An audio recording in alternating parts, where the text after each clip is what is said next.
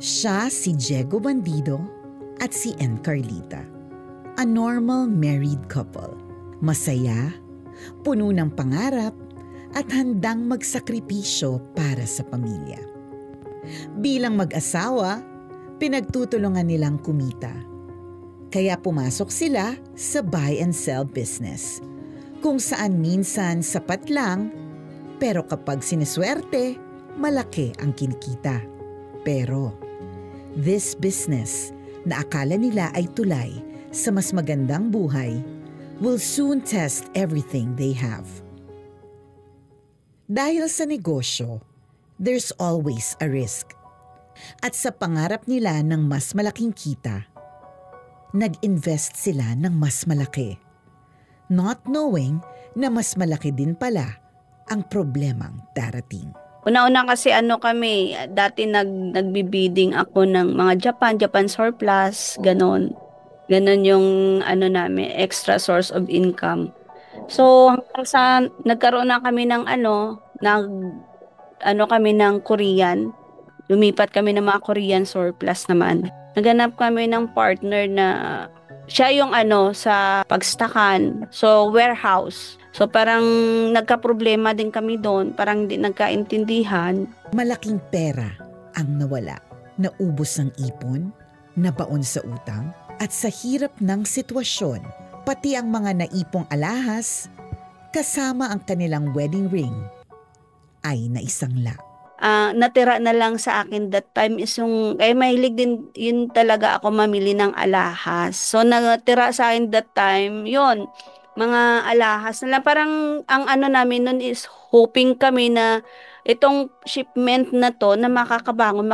Parang hindi kami nag-stop.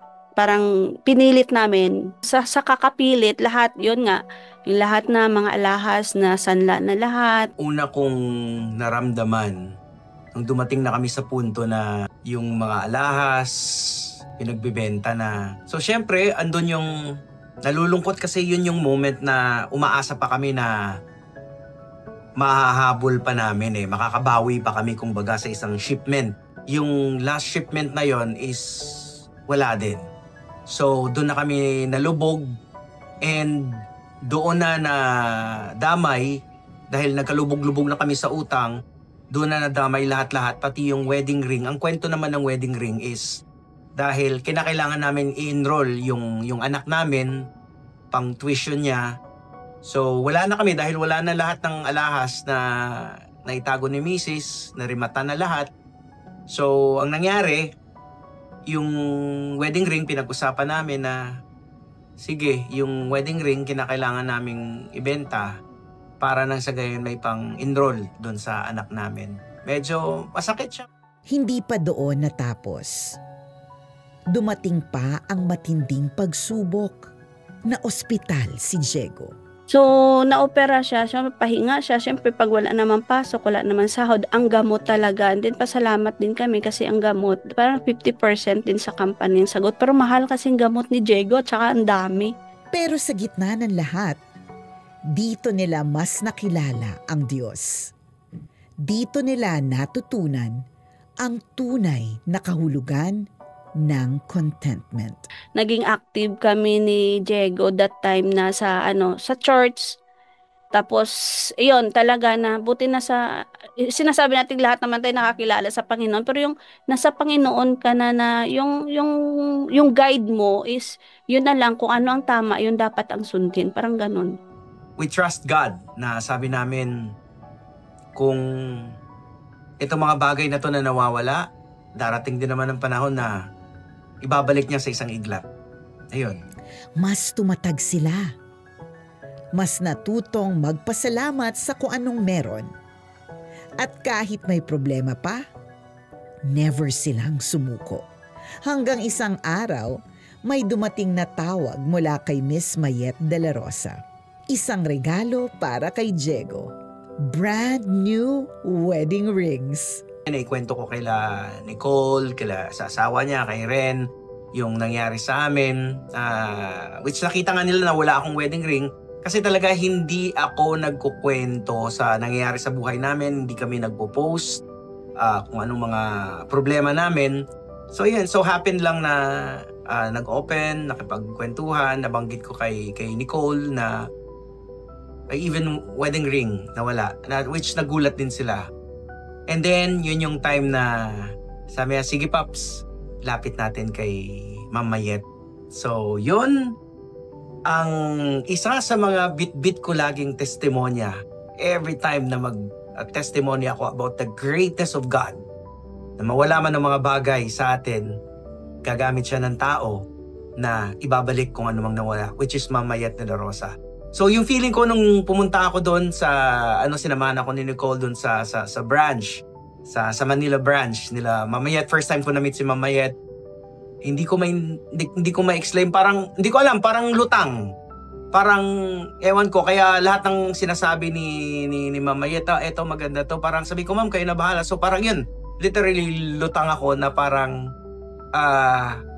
eto yung gawa ni Lord at ang taong itong kaharap ko, si Ma'am Mayet, eto yung ginamit niya para maibalik yung nawala sa amin. So yun yung Mayet de la Rosa story ko.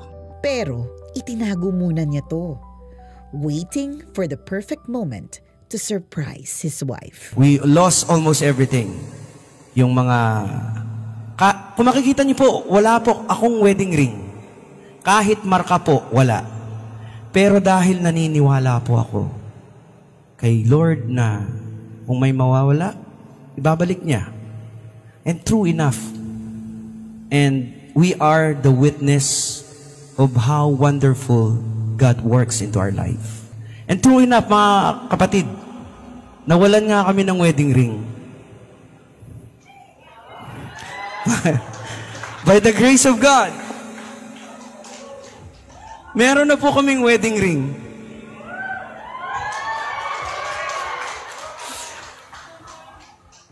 Ito po, gumamit po yung Panginoon. Hindi to inutang. Gumamit po yung Panginoon ng tao in the person of Ma'am Mayet de la Rosa. Ang may-ari po ng Mayet de la Rosa Fine Jewelry. Ayan, luluhod ako ha. Oh.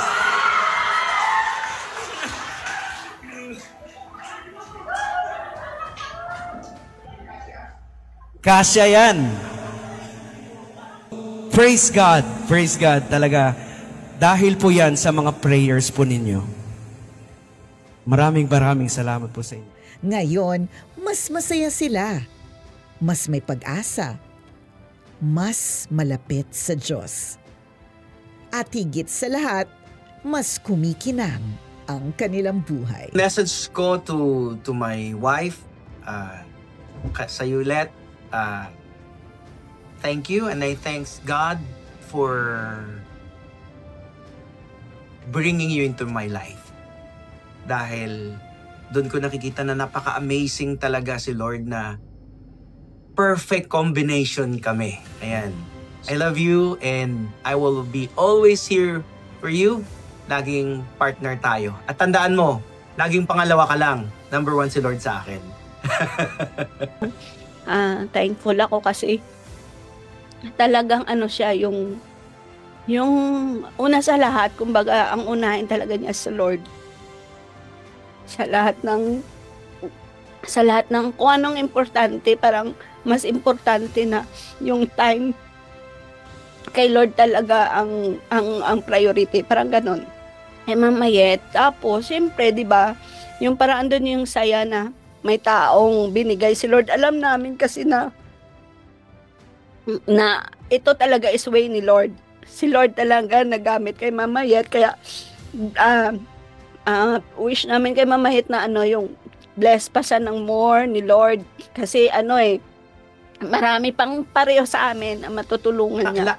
Ako, lagi kong sinasabi ko, lagi kong bit-bit ang Mayet de la Rosa na brand. Every time na mag-witness ako, every time na may mga makausap ako kung papaano binago ng Panginoon yung life ko, kung paano yung mga nawala, unti-unting bumalik. Isa tong wedding ring na to from Mayet de la Rosa, ang testimony ko na totoo nga na ang Panginoon, pag may nawala, unti-unti niyang ibabalik sa'yo at gagamit siya ng tao, which is Ma'am Mayet de la Rosa. Maraming salamat, Ma'am Mayet. You are a good steward, ika nga, kaya i-bless ka pa ni Lord ng marami pang blessings kasi alam niya na yung blessing na ibinibigay sa'yo, ibinabahagi mo sa iba. Kaya more blessings to come and lagi kong sasabihin to sa'yo, Mamayet, keep on shining. Ito ang kwento ni Diego at Carlita. And this is their Kumikinang story. Kayo, may kwentong Mayet de la Rosa Fine Jewelry ba kayo? Share niyo naman sa amin. Malay niyo, kwento niyo naman ang susunod.